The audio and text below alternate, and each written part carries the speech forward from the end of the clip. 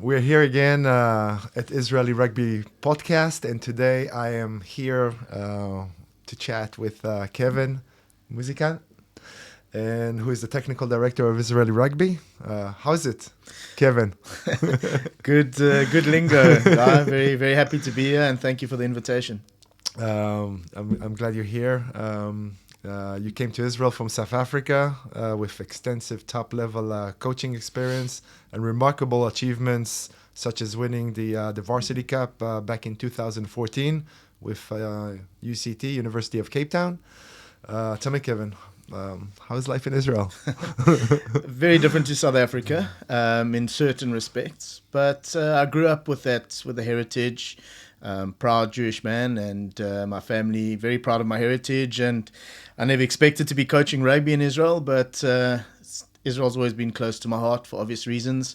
I played in the Maccabi games. I think we played against each other back in 2001. 2001, probably, yeah. Yes, we played against each other. Only happy memories of that, and then kind of that was sort of left behind, and started, in fact, very soon after that, started my coaching career. I hung the boots up. My last real competitive rugby game was the Maccabi Games final in 2001. 2001, yeah. Yeah, we were It was fortunate. heartbreaking for us, second place, but you guys played very, very well. Yes, it was so happy memories, and then came back again with the South African team as the coach in 2017. Actually, Thomas Berman was in that team, who's now living in Israel, as you know. And from there, the Israeli Rugby Union started to speak with me. Again, it wasn't something I actually really was considering. I didn't realize that there was ambition for rugby in Israel. And here I am, sort of 9 years later, having spent 6-7 years in Israel. So, in a nutshell, you've been. Can you list your in a nutshell? Can you list our top achievements since you took over the role? Look, I think there are few. When I got to Israel, there was obviously a process in place. There were national teams competing at various levels, and most of the levels we're at now is pretty much the same. But what has happened is the players themselves. There are a lot of players that are now playing overseas. I think that is a good achievement. Players seeing a potential for a pathway and a career as a professional in the game of rugby. And then, of course, we've had some top European achievements. One fantastic achievement actually is the Sons of Abraham tour, where we went to Dubai and became the first Israeli national team to play against an Arab state away from home in Games for Peace, which actually was amazing because we had Emiratis and Israelis playing on the same side in an exhibition match after that. So that sits as one of the top few moments in my rugby career, and I've spent 42 years now in the game of rugby. Other than that was the creation of the Tel Aviv Heat. I was there right at the beginning, from the bottom. Something we thought was impossible, or a lot of people thought was impossible, and dogged determination, and a few people that believed in the dream, and then more people believing in the dream, and eventually us winning the wild card and making 2 finals and beating Saracens with a big crowd out at Stonex Stadium. These are surreal moments and pinch myself moments, and seeing 6 Israelis on the field against, I think, one of the top 5 clubs in the world now. Saracens. Yeah. Really, these are high level achievements. Obviously, there's much more to do for us in our program. It's not just about the top teams, it's also about our club structure. Of course, I'm very proud of the regional league, which is our own provincial tournament, a professional tournament, which saw international teams come and play in it last year, and we're doing it again this year. So these are big stages in our journey on where we're wanting to go. Now, talking about high performance, I think you brought the term high performance to Israeli rugby. So, it definitely can. We see it in the achievements. But I want to stop for a second before we go on talking about high performance and national side. I went to your about bio in LinkedIn, and it basically, you got so much experience in rugby, but I love reading it, and I thought it was going to be a good opportunity because it really summarized everything you bring to the game. And can you read it? Sure. I'm going to give you Sure. this. And about the culture, the bottom part. Whatever you want to read about what you wrote over there. Okay, so for me, rugby is all about unlocking players' rugby dreams, teaching them their value, and mentoring them through aspects of the game. What is important is getting them to believe that through hard work, determination, and the ability to never give up are some of the greatest attributes to succeed on the rugby field. History teaches us that nothing is impossible. Great. I mean, talking to Israeli players that under your mentoring and coaching really developed and excel. So that's why it was very, very important to say it out loud, because it is actually happening, and you can see the progress of a lot of Israeli players that never thought that rugby is an option. Israeli side is starting their 2025 campaign on February 1st, scheduled to play an away game against Andorra, in the springtime against Malta and Cyprus. Let's talk about the preparation. How are the preparation leading to the first test match? So obviously we understand the situation. It's been 2 years since we've played our last match, which was actually a promotion game against Czech Republic, and they a level above us, been promoted to the trophy. We saw the difference between our level and where we're wanting to be with our current team when we played that game, but that was back in 2023. So with the war and with the situation, this is going to be our first game. It's a new look team. But just speaking a little bit more around playing against a team like Czech, what we could see was they have a program much the same as what we are trying to do now. But their program or their players are there. They have a young team, and it bore fruit for them in that regard. And we were exposed in that. I mean, very happy to play in a promotion game. I think it would have been amazing to do better, but we saw the gap. So going into this preparation for Andorra, there was a time when we weren't sure that it was actually going to happen, but fortunately we are playing and we're touring and we're very, very excited about it. And we've been preparing for the last few weeks with the squad. What's been very pleasing to see is there's been a lot of buy-in from the local lads, a lot of youngsters wanting to make the team. At the beginning, I opened it up for everybody, and we had the coaches working with all the players and obviously cut it down a little bit, and then finally announced the squad last week that understand that they're on the plane and touring. So the captain of the side leading to Andorra.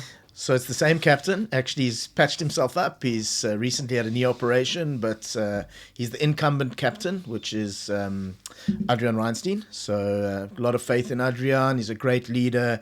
He's an all-in. A lot of heart and soul. A lot of heart and soul, and an all-in player. I love the way he approaches the game, and ball under the arm and just head down and take it forward, and the team can learn from it. Obviously, he's one of the mature guys in the team that is sort of handing the baton over, but I won't say that too loudly because obviously he's a committed player and leading our national team for the season.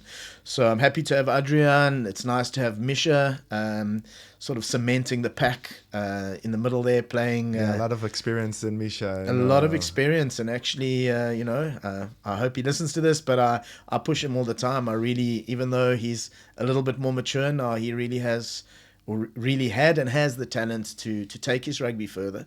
I understand that life goes on, but we're really fortunate to have a player like that. He played a lot of games for the Tel Aviv Heat. He's been involved in a lot of wins that we had and part of successful seasons. And since arriving in Israel, I really try and get Misha on that field each and every time I can.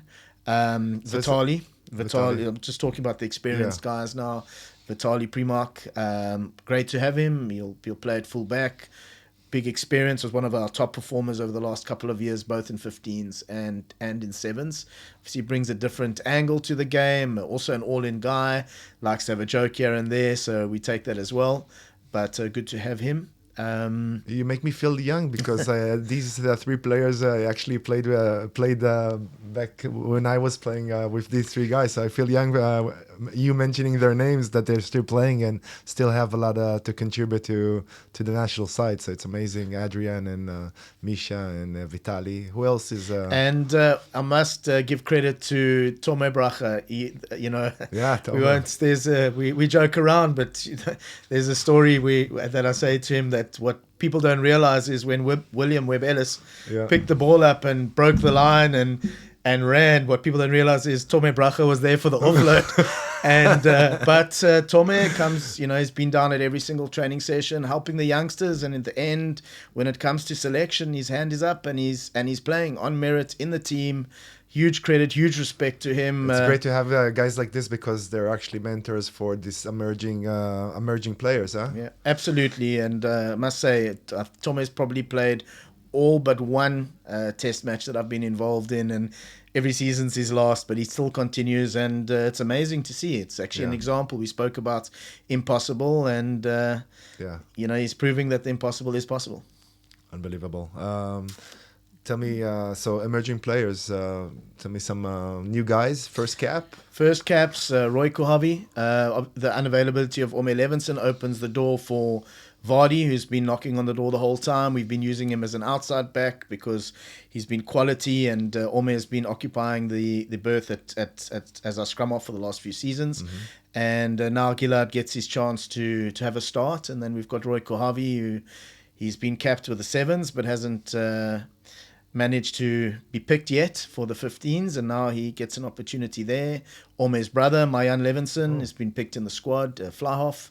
Him and Gil Sulkin will be the two Flahoffs. We'll work out who starts and who comes on, but nice to have both of them, and nice to have Sulkin back. For me, I always saw him as a huge talent, and again, been like a project to try and get him back after the first couple of years, and now he's back and committed to rugby, which is great to see. Ishai, tough position, yeah. Flahoff centre, fullback, that sort of and silky skills and good leader. I nickname him Larkham because he has that kind of lope about him, which is really nice. Real potential as a player. Ishai Avrami, he's playing out in France now, committed guy, youngster, 19, 20 years old. I think he's got a huge career ahead of him. Obviously, our boy Nitzan Reisel, as he's played a lot of rugby for the national team, but he's far from being mature yet. He's 22 years old, and really, he ripped apart 2 years ago as a 20-year-old. He ripped apart the front rows of Malta and Cyprus and even Czech Republic. So, really? Real potential with Nitzan. And now he's coming with more experience after a season in Romania, Nitzan? Absolutely. Yeah. He spent some time in Romania, and I think he's going to go levels up the season as well in Romania. He has a good offer from Romania. So Nitzan has a bright future ahead of him. Pity that we don't have Yaron Harris. He'll be available from Malta onwards, which is great. But he's been the tight head that we've used since I've been in Israel, so the last 6-7 years. So he leaves a gap over there, but a nice opportunity for Neta, getting his first cap. Neta Hershowitz, from the kibbutz. Mm-hmm. So nice for him to get an opportunity, and nice for Erad Barkai to get a start at hooker. He's played plenty test matches, and still young as a hooker. But obviously, Tome has been in that place for a while, so now Erad gets a chance to start. It seems there's a lot of opportunities for youngsters to prove and show what their abilities are. I guess there's a lot of pressure under them as well, but it's going to be nice to see how they what did they take out of this game, and maybe get new superstars coming along. Absolutely, and I think there's always pride pressure. Someone asked me what's the difference in test match rugby and other rugby. I think it's the ultimate rugby. Doesn't matter whether you're 10th in the world or 60th in the world. Obviously, you mentioned things about the Varsity Cup. That was a competition I coached some 11 years ago now, and I'm getting old. But, that competition, 50% of the Springboks that played in the World Cup come out of that competition, the last 2 World Cups. Wow. So it's a huge, huge competition. But there's a level of intensity that happens when you're representing your country. I never got that opportunity. You did get that opportunity. Yeah. So maybe the quality of certain rugby is better than when the 60th team in the world plays against the 65th team in the world. But there's a grunt that goes into those games and the pride that comes with it and the butterflies. I think I'll probably be doing my 440th game or something crazy like that. But those butterflies in a test match, it's just, you do feel like you have the weight of the country on your shoulders. And I'm sure that those young players, good that they have some mature guys around them, but I'm sure that they feel that as well. Yeah. And ultimately, the pressure's the same for everybody. And I think it's those that, much like life a little bit, but those that can handle the pressure that get ahead. So I'm hoping this new emerging team that have decided that they really on board on this program and believe in it during a very, very difficult time in our country's history, where sport maybe is furthest from people's minds.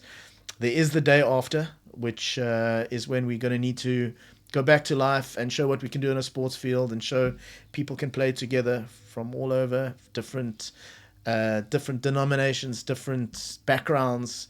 Rugby can do it, and let's hope that these guys can handle the pressure and do well. So last question about the preparation for Andorra. Let's talk about the team. First of all, I want to, there's a few guys that are in general in the squad, Israeli players playing overseas. Some of them are injured. You want to mention some of them? Sure. Names? It's very nice to see players taking their rugby seriously. Mm-hmm. Would like to see them on the field in the national team, but we'll get there. Uri Gal's injured at the moment. I think he'll be back for Malta as well, but he's playing in France. We spoke about Ishai, but Ishai is available to play. Omer Levinson's out in LA playing and won't be available for this game against Andorra. Idan Eisenberg is abroad at the moment. He'll be available to us, I believe, after Andorra as well. These are quality rugby players, and of course would make a difference, in a team that's 23 players and you're missing 3 guys. Oria Butbol is not available for this one and will be available thereafter. That's 4. Yeah. So a lot of experience. A lot of experience missing, a lot of quality missing, but then again, a lot of opportunity that opens up for the youngsters. Great. It's a good position to be in to be a youngster right now.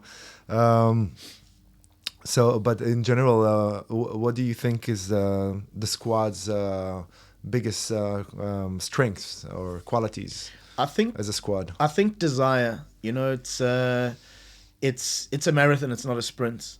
Ultimately, every coach will say we want to win the conference. We want to win our group and be able to play in a promotion game. So anyone that tells you it tells you otherwise and speaks about process is lying. Losing a rugby game is like death. You feel awful about it until your next one. The good news about rugby is there's always another game.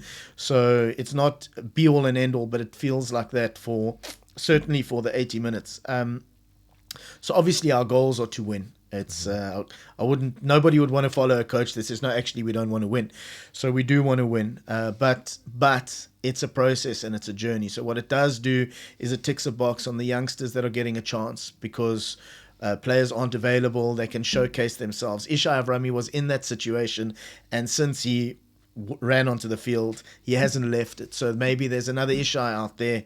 And I speak like he's a 30-year-old, but he's actually only 20. But this is the point. So there's opportunity for individuals, but then there's also opportunity for our process. Because the one thing we understand is all the players that are in the squad are on board and committed to this journey. It's certainly this season and going forward. So what they now do is they get experience, they get national experience, they get a journey of a test match. Those initial butterflies, you only get your debut once, and they get their debuts, and they'll be able to take it forward into this season and the next and the next and the next. Awesome. Israel, war. How did the war that broke out in October 7th affected the Israeli rugby and the national side?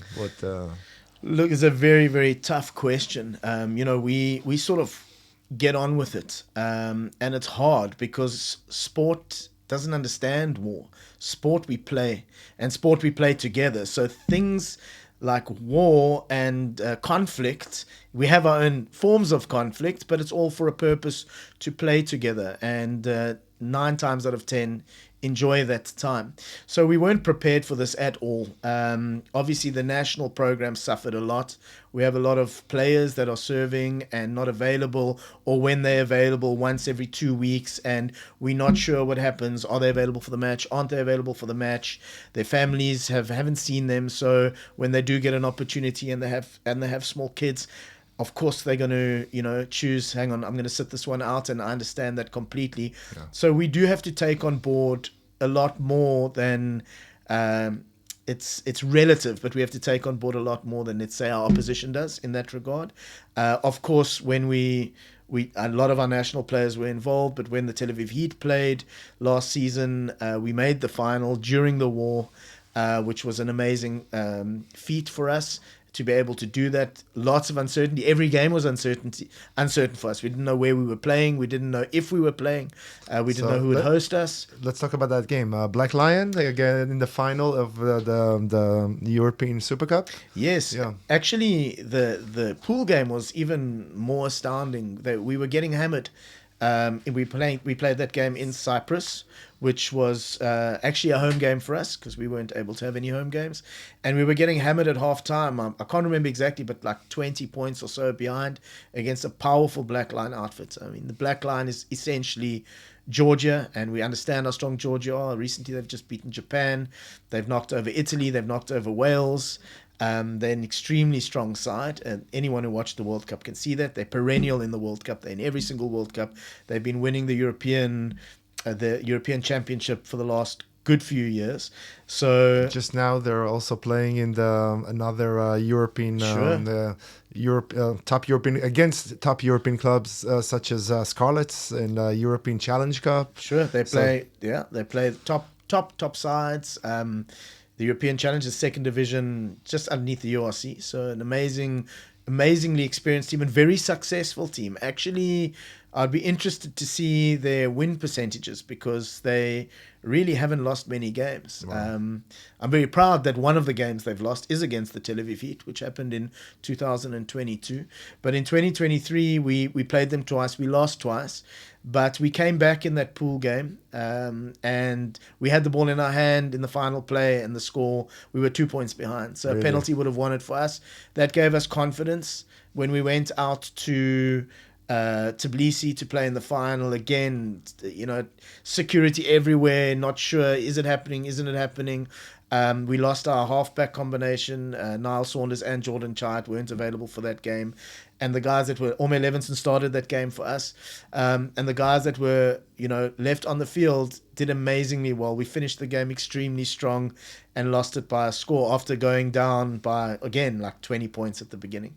So it just shows. So at the same time, warriors are out there fighting in battles. Your warriors were battling against the Georgians in a great final. Absolutely. Yeah.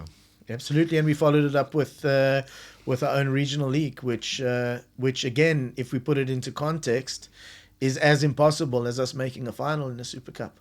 So everything is actually, everything is kind of bricks on top of each other, on top one on another, and that's what you are trying to make in Israeli rugby. Tell me about in April we are playing against Malta and Cyprus, but part of the preparations are scheduled 2 games against Romanian and Polish top teams. Yes. So we have. What's the strategy over there? So we have, let's call it the future Israeli national team. Obviously, everything it's not cast in stone and nothing is fixed, but we have various players that have been committed to our dream and our program from the beginning. They've come with us for the ride. They've enjoyed themselves, but it's taken a lot. They're professional players from abroad, some Fijians and South Africans that are now household names in the rugby community in Israel. They've really served us well and helped us achieve on the field, but are amazing off the field as well to us, and been part of a program which we call the Pathway Program, which is in essence a program which is to help eligibility to play for Israel. So over a period of 5 years, these players that are in the pathway system will then become eligible to play for us. In fact, it looks like Nemani will be playing against Andorra, which he'll be the first pathway player actually to finish the 5 years. And he started that back in 2019, playing for the Kibbutz and then on to the Tel Aviv Nemani Heat. from Fiji originally. Bulururu. Yeah. I hope I said that right. Nemani Bulururu. So he's eligible. We're just waiting for the final go ahead, but it looks like he'll be playing against Andorra, which is a huge success. And coming back to your question about Romania, what we wanted to do is we wanted to have the future Israeli national team, give or take a few players, play as preparation for these test matches that are coming up in April. So it will see the pathway players and our Israeli national players tour to Romania to play the third best team in Romania and the best team of Poland. So we'll see how that goes, but that is the level that we need to be at in the future. We understand Romania is in a World Cup, and we understand that Poland are some levels ahead of us, so we get a bit of both. It's going to be really tough, but it's going to be amazing preparation for the matches. If we look at how we're preparing to go into Andorra versus how we'll prepare to go into those two, I think we have a lot to look forward to for those two. So this is just back-to-back games before the April games against Cyprus and Malta. Correct. And this is part of the ambition goals aiming to reach 2031 World Cup. You talked about the pathway players, Fijians, South Africans, and we are also reaching the regional league, which is the Northern Stars and the Southern Jackals. Maybe let's talk about. So, with regard to that, what happens with the competition is we have we're going to have two international teams. Just confirming the last one.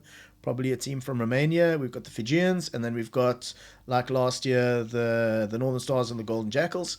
And the pathway players, if we stay on the pathway players for one moment, there's 10 of them. 5 go to the one side, 5 go to the other side, and then the rest are filled up by local Israeli players. And they hit out, and it's a really tough competition, a level up, if you can imagine, splitting our best players into a North and a South team. As a supplement to our league to give our players a full season. And it's also an opportunity to play a high level of rugby with international players from overseas, and it's a really correct. Actually, the which was really pleasing to see. We spoke about Georgia, but Armia, which is the team that played in the last regional league from Georgia, they were a promoted team, so they're in the top 10 clubs of Georgia. I'm not sure how they're doing now, but actually the Jackals beat them. So it just shows that we're doing something right. They had just been promoted. They came with their full-strength team. They did beat the Northern Stars, but they went down to the Golden Jackals. So each team, Northern and Southern, you have about 5 pathway players in each squad, and then I would say about 20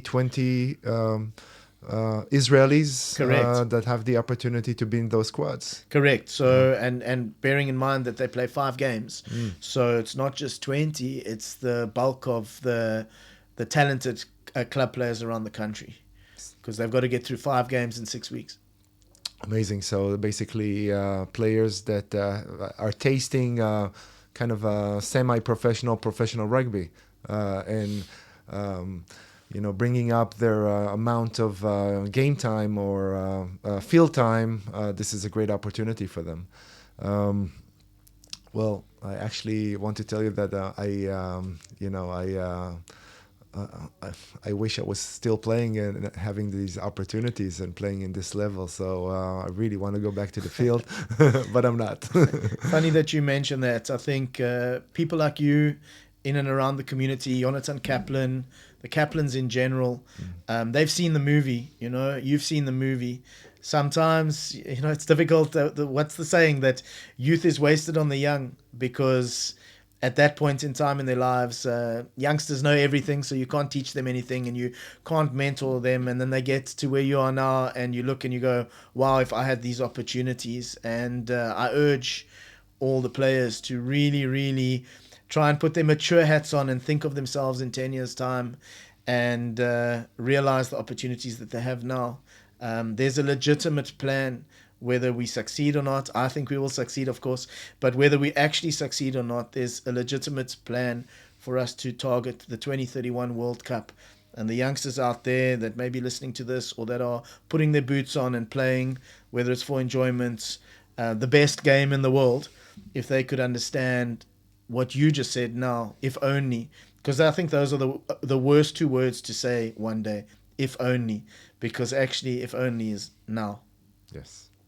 Well, Kevin, thank you for coming. I'm sure it's not going to be our last chat over this podcast.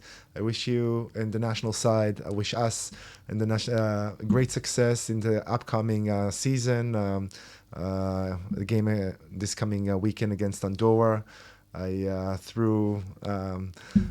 tell the players, to do their best they can. I'm sure you're going to come on top. It was really interesting talking to you, and looking forward to do it again. So thanks for coming. Thank you for having me. Yeah.